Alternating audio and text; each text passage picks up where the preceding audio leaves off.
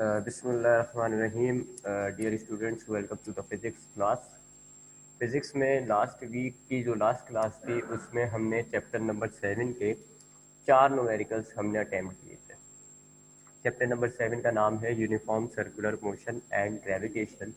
इस चैप्टर में 2 चीज़ें हैं, एक यूनिफॉर्म सर्कुलर मोशन और एक ग्रेविटेशन। इसी तरीके से इसके जो न्यूमेरिकल्स हैं वो भी 2 हिस्सों पर मुश्तमिल है। शुरू की जो 4 न्यूमेरिकल्स हैं उनका ताल्लुक यूनिफॉर्म सर्कुलर मोशन से होता है और जो आखिर के न्यूमेरिकल्स हैं उनका ताल्लुक ग्रेविटेशन से।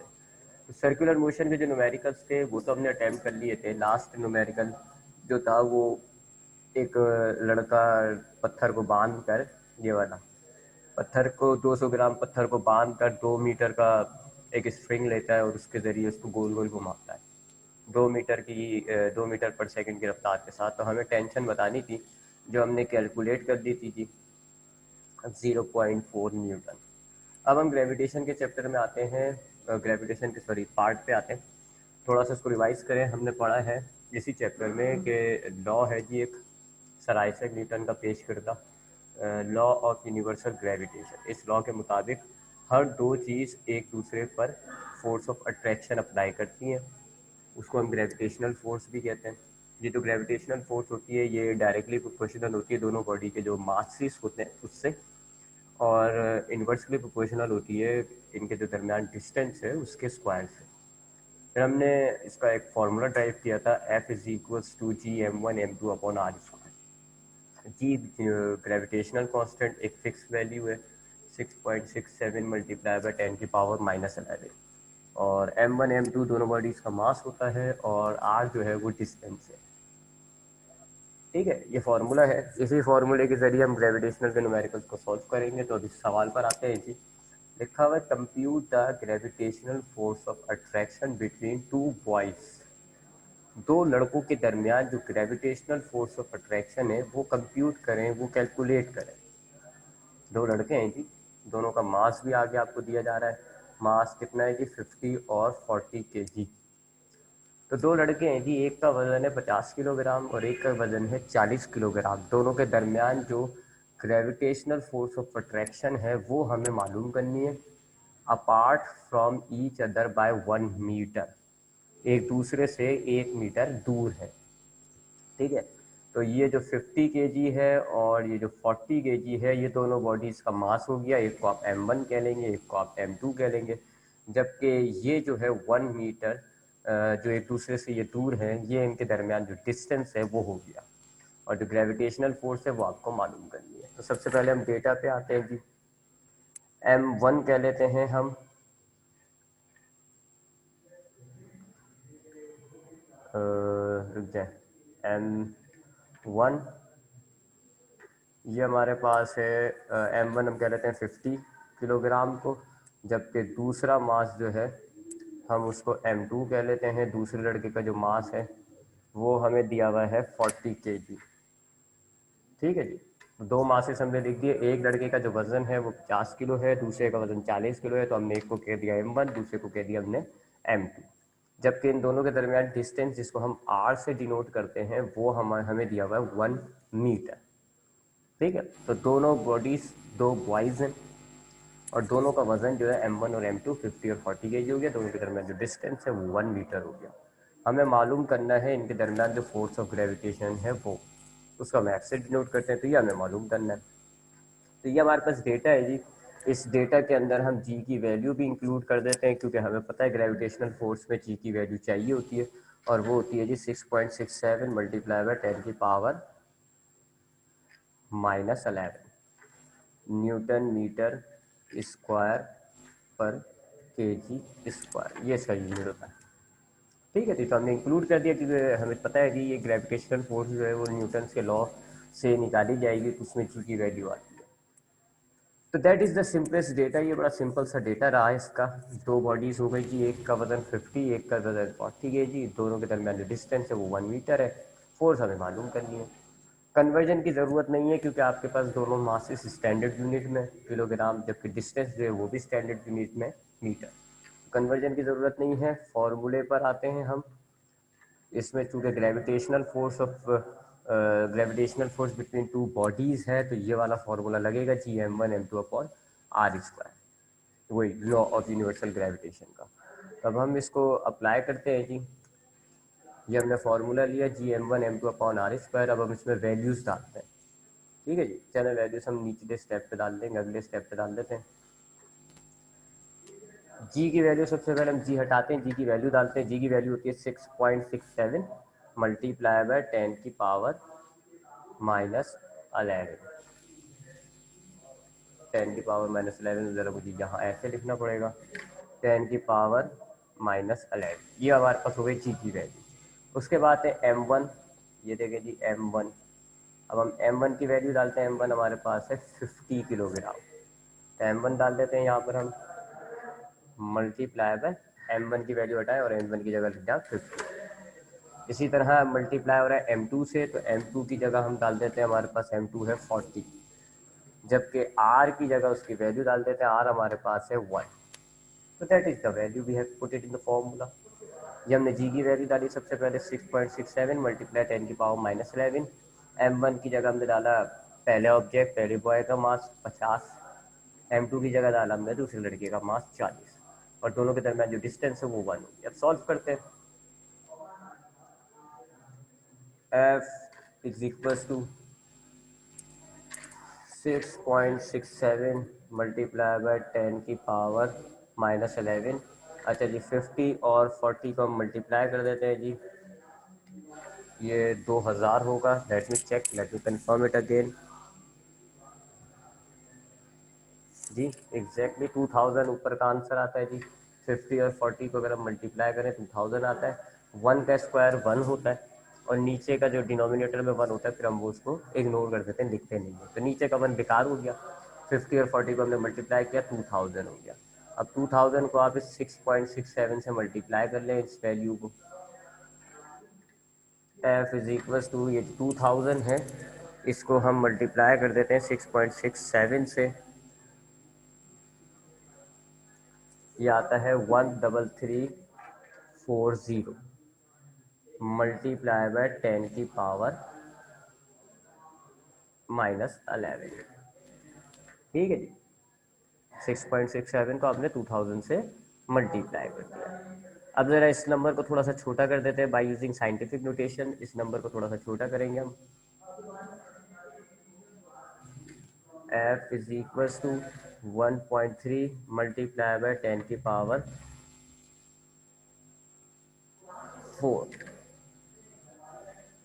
Multiply by 10⁻⁻11। देखिए यहाँ पर पॉइंट जो है, इस नंबर को हमने साइंटिफिक नोटेशन के जरिए थोड़ा सा छोटा किया है। या आप मैथमेटिक्स में चैप्टर नंबर 3 जब आएगा आपका लॉगरिथम, आप उसमें भी पढ़ेंगे। मैं आपको हल्का सा बता देता हूँ, पॉइंट अभी इस नंबर के अंदर, इस पूरे नंबर में पॉइंट जो है वो कहीं पे भी नहीं है, तो यहाँ होता है। अगर कभी भी नंबर पे पॉइंट ना हो तो बिल्कुल राइट साइड पर होता है, ये आपके पास पॉइंट है। मैंने इस पॉइंट को उठा के इस जगह से इस जगह लाया हूँ, 1 और 3 के बीच में। देख लें, ये देखो 1 और 3 के बीच में लाया। ठीक है, पॉइंट को मैंने शिफ्ट किया है, 0 के बाद था, मैं इसको उठा के ले आया 1 और 3 के बीच में। कितने डिजिट्स जंप हुए इसी जगह? 1 2 3 4। 4 डिजिट्स चूंकि मैंने मूव किया है, तो मैं 10 की पावर रख देता हूँ 4। इसको हम कहते हैं साइंटिफिक नोटेशन। नंबर को हम छोटा करते हैं, उसको 10 की पावर में लेकर आते हैं। तो हमने क्या किया जी, पॉइंट यहाँ था, 0 के बाद हमने इसको 4 डिजिट्स आगे ले गए, 1 2 3 4। 4 डिजिट्स आगे लेके गए हैं, तो हमने 10 की पावर 4 लिख दिया। अब आप लॉ ऑफ एक्सपोनेंट्स की मदद से इस चीज़ को सॉल्व करें। f is equal to 1.3 multiply by 10 की पावर क्या हो जाएगी जी, 4 माइनस 11। जब सेम बेस मल्टीप्लाई होते हैं पावर ऐड हो जाती है, तो 4 plus minus minus 11। f is equal to 1.3 multiply by 10 की पावर कितनी रह गई जी, 11 में से आप 4 निकाल दें, 7 बच जाएगी, -7 newton. That is the force between this two boys. दोनों लड़कों के दरमियान जो फोर्स है वो है 1.3 मल्टीप्लाई बाय 10 की पावर -7 न्यूटन। तो दोबारा देखें तो इस न्यूमेरिकल को आपसे कह रहे थे कि दो लड़के, एक 50 किलोग्राम का, एक 40 किलोग्राम का, दोनों के दरमियान फासला 1 मीटर। आपको इनके दरमियान ग्रेविटेशनल फोर्स बतानी थी। आपने पहले लड़के के वजन को m1 कह दिया 50, दूसरे लड़के के वजन को आपने m2 कह दिया 40। दोनों के दरमियान डिस्टेंस है 1 मीटर। और ये जी होती है जी ग्रेविटेशनल कांस्टेंट। अब फोर्स चूंकि मालूम करनी है तो लॉ ऑफ यूनिवर्सल ग्रेविटेशन में फोर्स का फॉर्मूला ये होता है। आपने इस सोल्यूशन में फॉर्मूला लिया, इसमें वैल्यूज डाली, जी की जगह आ गया 6.67 मल्टीप्लाई 10⁻11। m1 और m2 की जगह आपने मासेस डाल दी और r की जगह आपने डिस्टेंस डाल दिया। अब आपने ये 50 और 40 को मल्टीप्लाई किया, 2000 हो जाता है। वन नीचे का वन बेकार है, इसको आपने इग्नोर कर दिया। अब 6.67 को आपने 2000 से मल्टीप्लाई किया, 13,340 बनता है। अब इस 13340 में आपने पॉइंट को शिफ्ट किया, 4 डिजिट्स आप लेफ्ट की तरफ लेकर आए तो पॉइंट नंबर हो गया आपके पास 1.3 और 10 की पावर में आपने कर दिया 4। अब ये 4 और -11 इनको आपने सॉल्व किया जी 10 की पावर्स को। 11 में से आप 4 माइनस कर दें, 7 बचता है जी और साइन बड़े का आएगा यानी कि माइनस। तो ये that is the force between this two boys. दोनों लड़कों के दरमियान जो फोर्स है, फोर्स ऑफ अट्रैक्शन, वो है 1.3 मल्टीप्लाई 10 की पावर -7। तो ये हमारे पास जो है आंसर हो गया जी। आंसर हमारे पास क्या है, the force of attraction between boys r, और फिर ये आपके पास आंसर हो गया 1.3 मल्टीप्लाई 10 की पावर -7 न्यूटन। तो दोनों लड़कों के दरमियान जो फोर्स ऑफ अट्रैक्शन है वो है 1.3 मल्टीप्लाई 10 की पावर -7। ये आपका पहला न्यूमेरिकल हो गया। अब आते हैं दूसरे न्यूमेरिकल की तरफ, compute the force of gravitation. फिर वही बात, compute the force of gravitation यानी कि वही एफ आपको मालूम करना है, फोर्स ऑफ ग्रेविटेशन आपको कैलकुलेट करनी है between small and large spheres of Cavendish balance. Cavendish balance के छोटे और बड़े स्फीयर के दरमियान आपको जो फोर्स ऑफ ग्रेविटेशन है वो मालूम करनी है। डेटा आपको ये दिया हुआ, एक एम आपको दिया हुआ है 1 ग्राम, दूसरा एम आपको दिया हुआ है 300 ग्राम, रेडियस जो है वो 5 सेंटीमीटर। कैवेंडिश बैलेंस क्या होता है जी, ये एक साइंटिस्ट है हेनरी कैवेंडिश। ये जो हमने जी की वैल्यू हम रखते हैं ना, ग्रेविटेशनल कांस्टेंट की वैल्यू 6.67 मल्टीप्लाई बाय 10 की पावर -11। तो ये जो ग्रेविटेशनल कांस्टेंट की वैल्यू है ये निकाली थी हेनरी कैवेंडिश ने।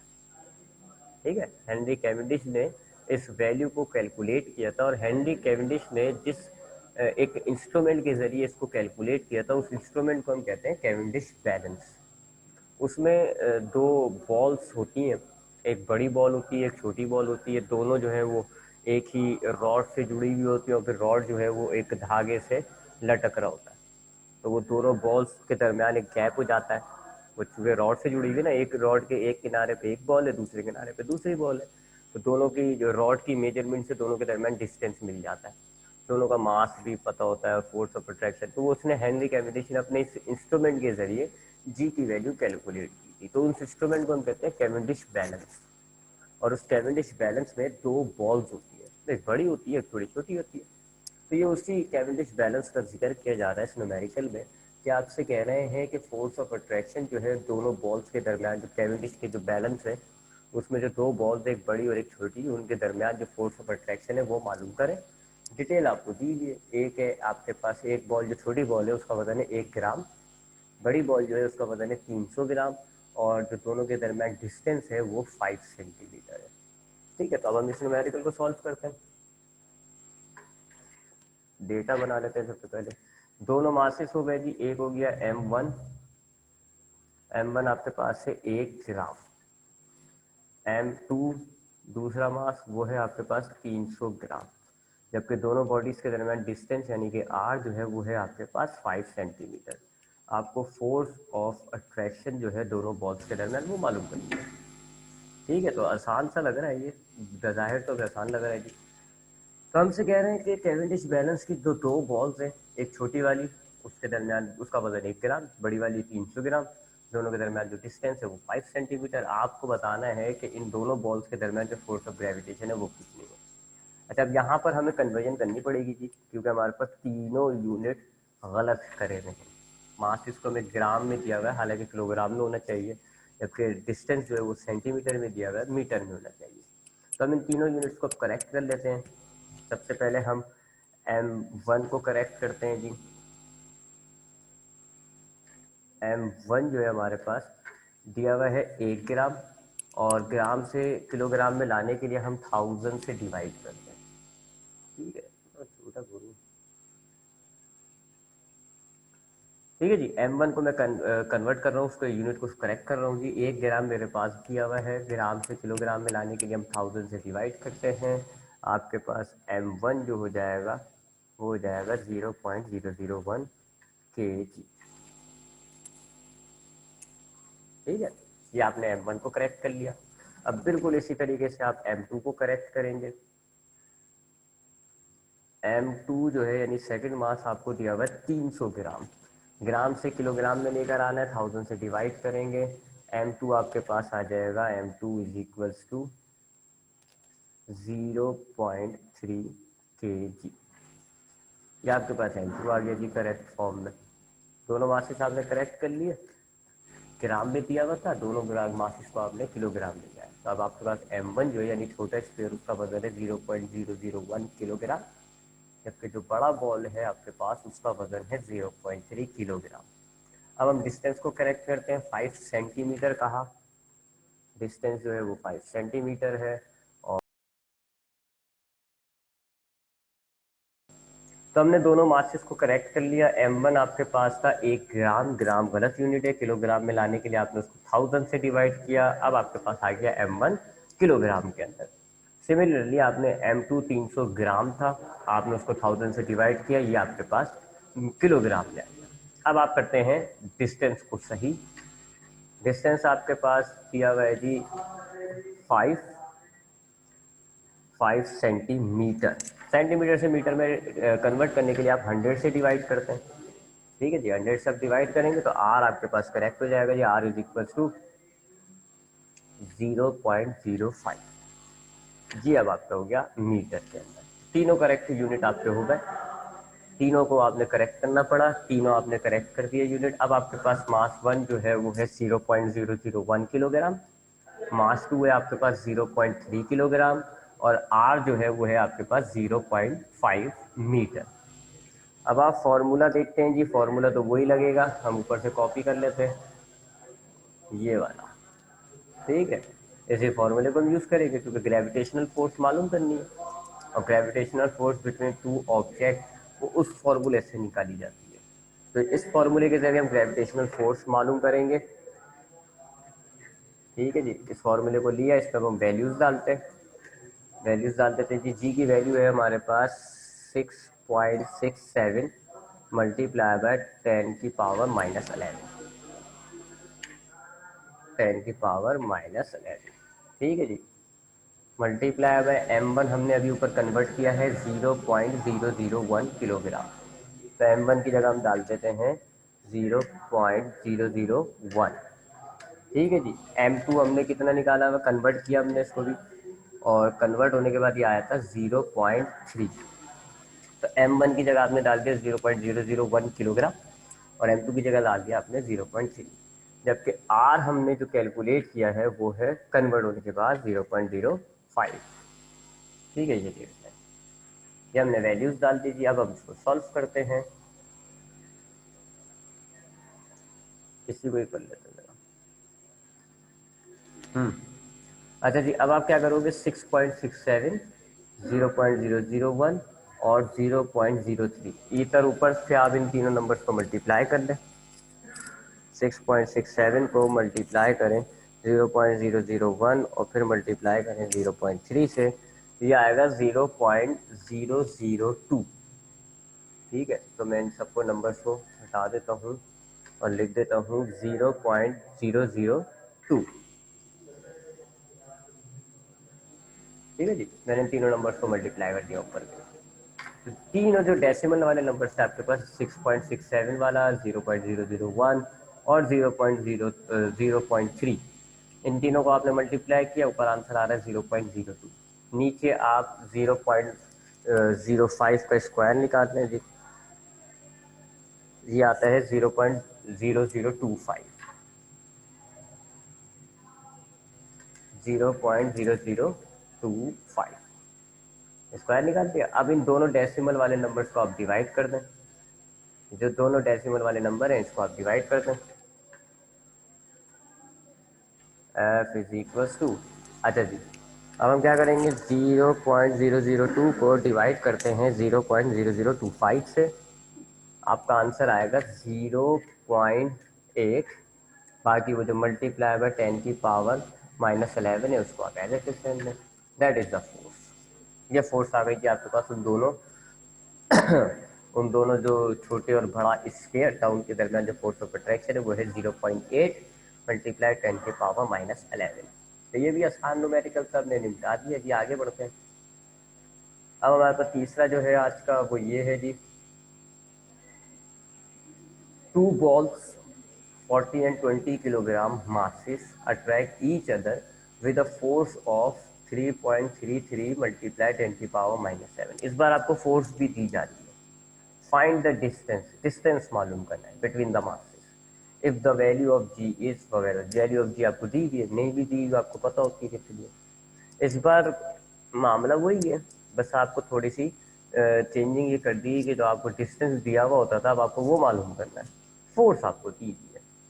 तो दो बॉल्स हैं आपके पास बिल्कुल ऐसी इसी सिचुएशन की तरह, कहाँ गया डायग्राम, ये वाली ऐसी, बिल्कुल ऐसी सिचुएशन की तरह दो बॉल्स हैं आपके पास। आपसे कह रहे हैं कि दोनों बॉल्स का वजन है, एक का 40 है और एक का 20 है। दोनों के दरमियान जो फोर्स है वो आपको दिया हुआ है 3.33 मल्टीप्लाई 10⁻⁻7। आपको फाइंड क्या करना है, distance between the masses. Easy numerical है, बस फॉर्मूले में थोड़ी सी चेंजिंग कर देंगे। हम डेटा लिख देते हैं जी, m1 जो है हमें दिया हुआ है 40 किलोग्राम, m2 जो है वो हमें दिया हुआ है 20 किलोग्राम, और जो फोर्स ऑफ अट्रैक्शन है दोनों बॉडीज के दरमियान वो है 3.33 मल्टीप्लाई बाय 10⁻⁻7 न्यूटन।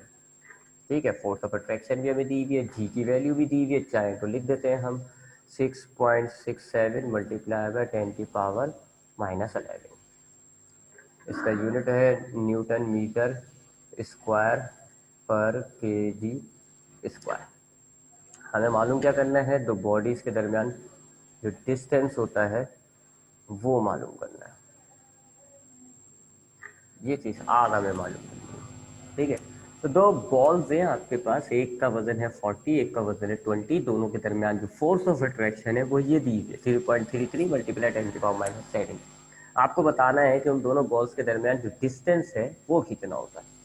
यूनिट्स बिल्कुल सही है जी, मास आपके पास सही है, किलोग्राम्स में फोर्स आपके पास सही है, तो यूनिट को कन्वर्ट करने की ज़रूरत तो हमें नहीं है। लिहाजा फॉर्मूले पर आते हैं डायरेक्ट। पता नहीं कौन सा फॉर्मूला गया, ये रहा फॉर्मूला, ये कॉपी कर लेते हैं। फॉर्मूले पे आते हैं, फॉर्मूला तो जाहिर बात है वो इस्तेमाल किया जाएगा, लेकिन इसको थोड़ा सा मैनिपुलेट कर देंगे। आर स्क्वायर डिवाइड हो रहा है, इधर चला जाएगा मल्टीप्लाई हो जाएगा, और एफ मल्टीप्लाई हो रहा था इधर आके डिवाइड हो जाएगा। तो इसी फॉर्मूले को हम चेंज कर देंगे, मैं यहीं पे ही कर रहा हूँ। यहाँ आ जाता है आपके पास आर स्क्वायर, और ये जो नीचे आर स्क्वायर है यहाँ पर आ गया आपके पास फोर्स। ठीक है, थोड़ा सा चेंज हो गया, आखिर में हम स्क्वायर रूट ले लेंगे ताकि ये स्क्वायर भी हमारे पास खत्म हो जाए। तो यहाँ पर था आर स्क्वायर डिवाइड हो रहा था, हम एफ के पास दूसरी तरफ ले गए, मल्टीप्लाई हो गया, फिर एफ मल्टीप्लाई हो रहा था, हम इसको दूसरी तरफ शिफ्ट किया तो डिवाइड हो गया। That is the formula for the distance between the two bodies.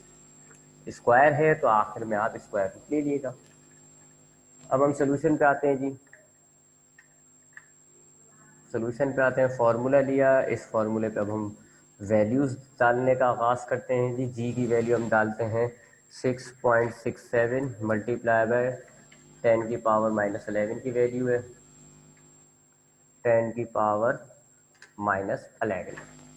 ठीक है जी, मल्टीप्लाई बाय m1 हमारे पास कितना है, शायद 40 का, 40 और 20 का 40 है, मल्टीप्लाई बाय m2 हमारे पास है 20, और फोर्स ऑफ अट्रैक्शन जो है हमारे पास वो है कितनी, 3.33 मल्टीप्लाई बाय 10⁻⁻7, 10⁻⁻7।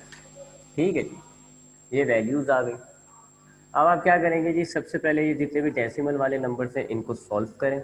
6.66 मैं चलें लिख देता हूँ नीचे, अलग अलग करके लिख देता हूँ। डेसिमल वालों को क्या करना है अलग, और 10 की पावर वाले जो नंबर्स हैं उनको हम अलग से लिख देते हैं। ठीक है जी, तो ऐसे है ये मामला कुछ। पहले इक्वेशन बना लेता हूँ। R square is equal to, जितने भी आपके पास डेसिमल वाले नंबर थे आप उनको एक तरफ कर लें, तो 6.67 मल्टीप्लाई बाय 40 मल्टीप्लाई बाय 20 और डिवाइडेड बाय 3.33। ठीक है जी, ये आ रहा है मल्टीप्लाई बाय, और दूसरी तरफ आपके पास 10 की पावर्स क्या रह जाती है, देखें ज़रा, -11, और ये नीचे माइनस का 7 है, ऊपर जाएगा प्लस का 7 हो जाएगा, तो प्लस का 10। करा क्या मैंने, देखे कि जितने भी डेसिमल वाले थे मैंने उनको एक तरफ कर लिया, 6.67, 40, 20 और ये 3.33, इनको मैंने एक तरफ करके लिख दिया। ये देखें आपके सामने लिखा हुआ 6.67 multiply bye 40 multiply by 20 divide by 3.33। जबकि जो 10 की पावर थी ये वाली और ये वाली, आप जानते हैं जी कि अगर दो बेसिस सेम डिवाइड हो रही होती, पावर अब ऐड माइनस कर देते हैं, तो माइनस है और ये साइन माइनस है तो प्लस हो जाएगा। या यूं कह लें कि ये आपके पास माइनस का 7 है, ये ऊपर आया तो ये प्लस का 7 हो गया। ये देखो, इनको हमने अलग से, तो बेस वाले नंबर्स को हम अलग सॉल्व कर रहे हैं, इन नंबर्स को हम अलग। अब इस फ्रैक्शन को आप सॉल्व करें जी, आर स्क्वायर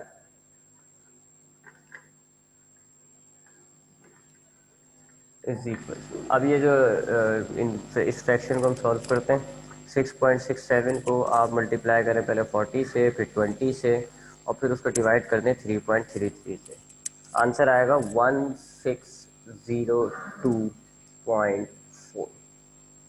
दूसरी तरफ 10 की पावर क्या बच जाएगी आपके पास, 10 की पावर बचेगी 11, 11 में से आप 7 निकाल दें, 4 बचेगा, किसका, माइनस का, माइनस का।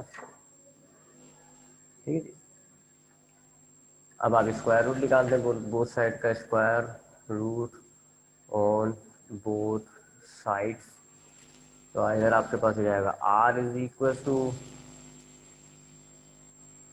1602 का स्क्वायर रूट लेते हैं, 1602.4 का स्क्वायर रूट होता है 40.02, जबकि 10 की पावर -4 का स्क्वायर रूट हो जाएगा 10 की पावर -2। That is the distance in metre, या आपके पास मीटर में डिस्टेंस आ गया, ये आपका आंसर है। चाहे तो आप इसको करेक्ट कर दें, तो 10 की पावर -2 का मतलब होता है आप 100 से डिवाइड कर दें, सॉरी 1000 से डिवाइड कर दें, नहीं 100 से डिवाइड कर दें, सॉरी, तो आप 100 से डिवाइड कर दें इस नंबर को, आपको बस एक और मीटर पॉइंट में वैल्यू आ जाएगी। कर देता हूँ मैं, चले आपके लिए, आप चाहें तो आंसर यहाँ पे भी छोड़ सकते हैं, वो भी गलत नहीं है। आर इज इक्वल टू, देखिए जी 40.02, 10 की पावर -2 का मतलब होता है आप 100 से डिवाइड कर दें, तो आप 100 से डिवाइड करते हैं इसको, आर की वैल्यू आपके पास आएगी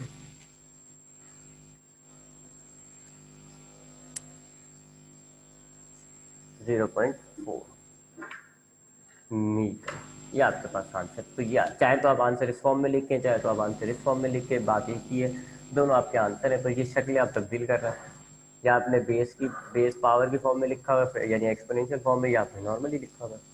तो ये आपका आंसर हो गया। आपको डिस्टेंस चाहिए था, आपने इजीली डिस्टेंस निकाल दिया। आगे बढ़ते हैं जी, अब ये वाला सवाल है, ये मैं आपको होमवर्क में दूंगा, मैं आपको इसका बस थोड़ा सा डेटा बता देता हूँ। Let me see the time, कितना टाइम है, हाँ 5 मिनट रह गए बस। अगर ये मैं अधूरा रह गया तो ये आप खुद से कंप्लीट कर सकते हैं। Distance between the earth and the sun is, earth और सन के दरमियान आपको डिस्टेंस दिया हुआ, ये आर हो गया।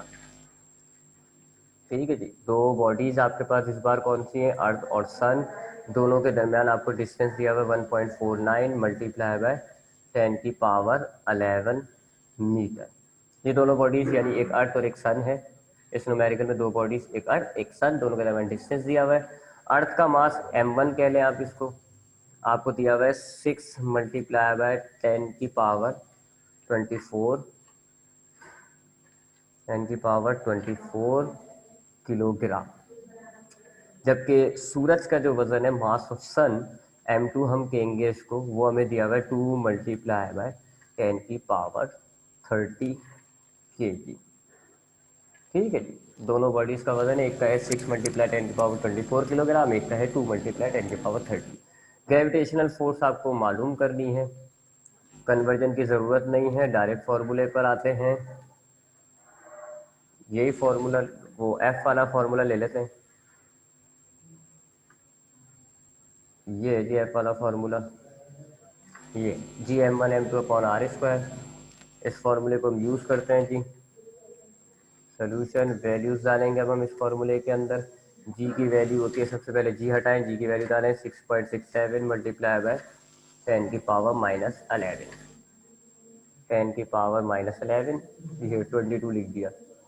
10⁻11 मल्टीप्लाई बाय m1 आपके पास कितना है, m1 देखें मास ऑफ अर्थ है 6 मल्टीप्लाई बाय 10⁻24, 10⁻24। जबकि m2 आपके पास मास ऑफ सन है, कितना दिया हुआ है m2 आपके पास, 2 मल्टीप्लाई बाय 10⁻30, 10⁻30। जबकि r की वैल्यू आपको दी हुई है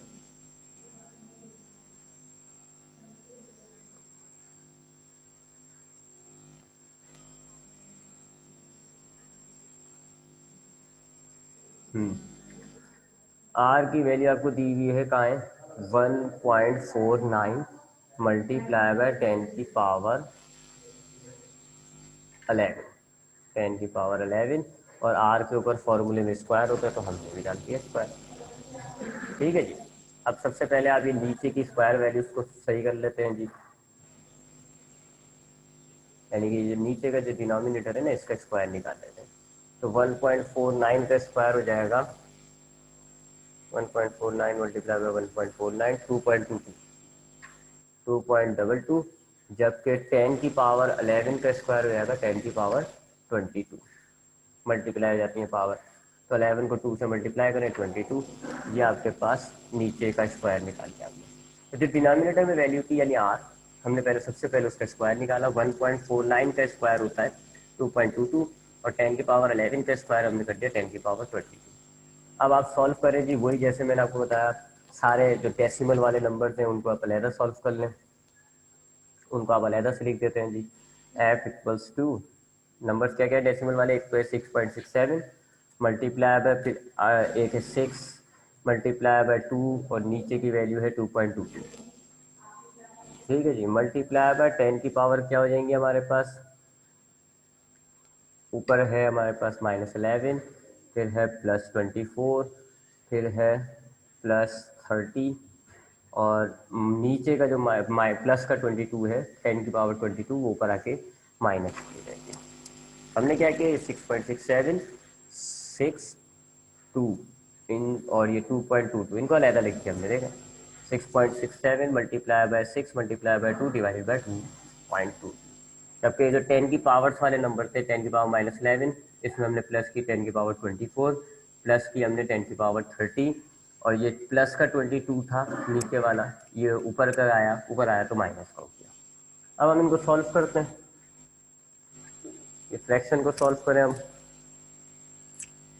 6.67 multiply bye 6 multiply by 2 divided by 2.22, sorry 6.67 multiply bye 6 2 12 divided by 2.22, ये होता है 36.05 मल्टीप्लाई बाय 10 की पावर देखें क्या बच जाएगी जी, 24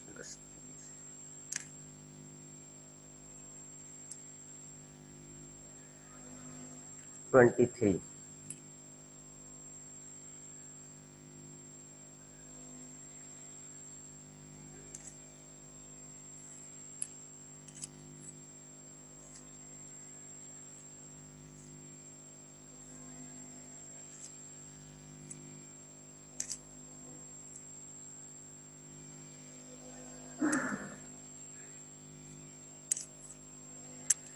हाँ जी, अभी इस 10 की पावर्स को सॉल्व करें जी। सबसे पहले इन दो को सॉल्व करते हैं, ये देखें माइनस और ये प्लस माइनस होता है, 24 में से आप 11 को माइनस कर दें, आपके पास आंसर आएगा 13। 13 में फिर आप 30 को प्लस कर दें तो 13 + 30 जो है वो आपके पास हो जाता है 43। 43 में से फिर आप ये -22 कर दें आपके पास आएगा आंसर 21। तो 10 की पावर क्या रह गई हमारे पास, -21, सॉरी +21। ठीक है जी, ये आपके पास हो गई जी फोर्स। तो इजी न्यूमेरिकल था। आपने क्या किया जी, आपसे कह रहा है कि जी अर्थ और सूरज का मास दिया हुआ है, दोनों के दरमियान जो डिस्टेंस है वो दिया हुआ है, फोर्स ऑफ ग्रेविटेशन आपको मालूम करनी थी। आपने फॉर्मूला लिया, वैल्यूज डाली, ये आपके पास वैल्यूज आ गई, 6.67 मल्टीप्लाई सारी वैल्यूज डाली, फिर आपने जितने भी नंबर्स थे वो एक तरफ कर लिए ये, और 10 की पावर्स आपने एक तरफ करनी, सॉल्व किया, that is the force in newton. ठीक है जी, ये आपके पास आंसर हो गया जी, और सारे न्यूमेरिकल्स हमने कर लिए। कोई सवाल है तो पूछिएगा।